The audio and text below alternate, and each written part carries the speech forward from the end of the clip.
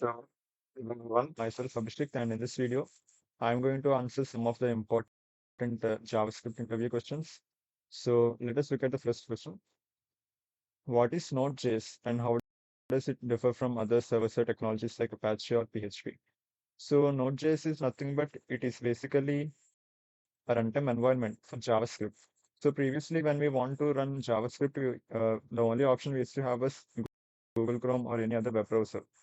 So it basically acts like a compiler for JavaScript. But now when we want to run JavaScript programs anywhere we want, we can install this Node.js. So Node.js is basically like a framework that acts like a runtime environment for JavaScript. And this framework will allow the developers to create server-side applications as well. So the main objective is to create server-side applications, and it provides a runtime environment for JavaScript. And how does it differ from other server-side technologies like Apache or PHP? So one major difference is it is event Node.js is event driven. That is based on certain events or certain criteria. And after when some criteria is met or when a request is fetched, then only some particular corresponding actions would take place. So that is event driven. And another difference is it is single language dependent. So that means only using JavaScript you can create both server side and client side applications. So that's about first question. And the second question is, what is a callback function in Node.js? And why are they commonly used in asynchronous programming? So callback function is nothing but it is also a function, but that function is passed as a parameter into another function.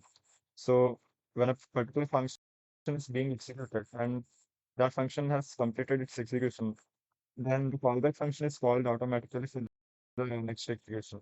So, for example, when a particular program is being executed and after that a particular criteria is met or a particular operation has been done successfully, then immediately we would be necessary to do some other operations, right? So, in many cases, we would use callback functions. So, why are they commonly used in asynchronous programming? So, these callback functions are used in asynchronous programming because this is non-breaking rules. Because these functions can load asynchronously without depending on main execution run. Because many things these functions can wait independently when the load asynchronously. So that is one of the major advantage and most used technology in service applications. Service applications. And what is the purpose of the third question is what is the purpose of package.json in Node.js project? So package.json, as you can see, this is an extension .json. .json stands for JavaScript Object Notation. So the main purpose of package.json is it is used to manage the packages and it is used to manage all the dependencies. So basically, it consists of all the mechanism. It provides some information about the packages and dependencies using web applications. It means when we create a web application, we use so many dependencies, right? So all these dependencies are managed and using this file called package.json. So when we install all the necessary dependencies and modules using npm, we'll be provided with this package.json file. So can you explain the key properties found in display? So there's so many major properties. Seems the key properties is name, version, type, module type, script, description, etc. So that's about the third question. Now the fourth question is explain the difference between require and import statements in Node.js and when and why you should use one or the other. So firstly, there are two major types of JavaScript module systems. One is the common JavaScript module system, and the other one is the ES6 module system. So when we use the require keyword, it means we are using the common JavaScript module system. So this require is mostly used for synchronous type of applications. Synchronous type of applications where the synchronous loading is acceptable. It is one after the other, one after the other, there will be some loading. So such type of synchronous loading is acceptable. So in such cases, we use required keyword. So this required keyword is usually belongs to this common JS module system. And then we have import keyword. So import keyword is part of ES6 module. So ES6 module is comparatively a latest version. It is a newer version. And this import keyword is used mostly for asynchronous type of web applications. So that means uh, in asynchronous type of web application means it does not depend on main execution thread. So functions will be loaded in a asynchronous way using callback functions. So that's about import required import keywords. So that's about fourth question. And then fifth question, what is middleware in the context of Express.js? Can you give an example of how would you use middleware in Express application? So middleware is nothing but it's a function. So that function is mostly responsible for handling all the requests and responses. As you can see, the name itself says it's the middleware, right? So uh, when a user makes a particular request, so basically, user when a user uses a particular web application, that particular web application is usually encircled within request and response, right? So when a user makes a particular request, he would expect some corresponding response. So middlewares are the functions that deal with requests and responses. So there are two major objects, request object and response object. So these two objects are passed as parameters into this middleware functions. So can you give an example of how would you use middleware in Express application? So we have this functions called routing functions, right? We have app.get function, dot post function. So in these functions, we can give the root and then we can pass this middleware function. So you can pass an anonymous function providing with these two objects called request and response. So so after that, these functions will be responsible for managing the particular response to a particular request.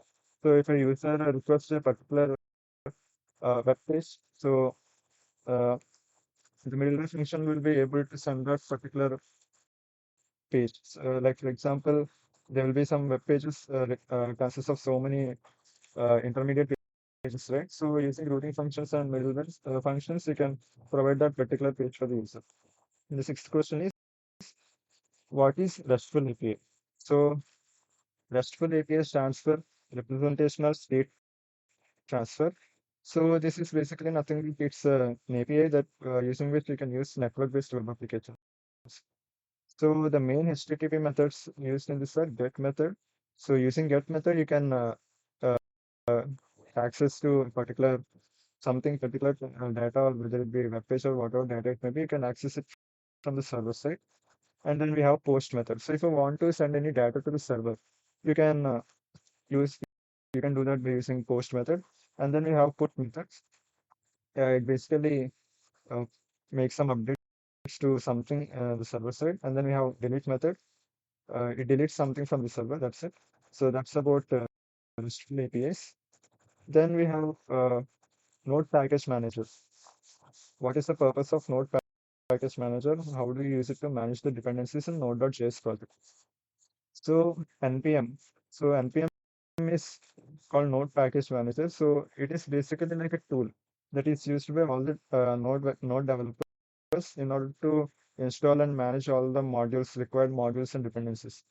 For example, uh, if you are creating a web application, you need to install all the modules and you need to manage all the dependencies. For example, if you are creating a web application that uses Firestore database, you need to install Firebase admin, right?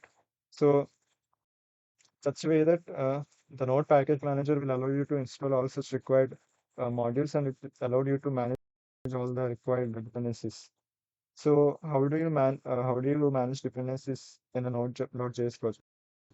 So there are a few command line arguments, a few commands which you can run on your command prompt, like npm init slash hyphen y. So using such commands, you can manage all the dependencies in Node.js project. And the last question is, why is it important to hash passwords in a web application? Okay, first of all, password hashing is basically a process that creates a fixed length string to a particular password in a randomized order. So why is it important? Okay, the most important reason is security. So password hashing improves the security. That means it will make sure that the particular password used by the user is actually hard to get cracked by any hacker or any outsiders or etc. So that's why we need to hash passwords in order to improve security. So that's all. These are all the questions. Thank you.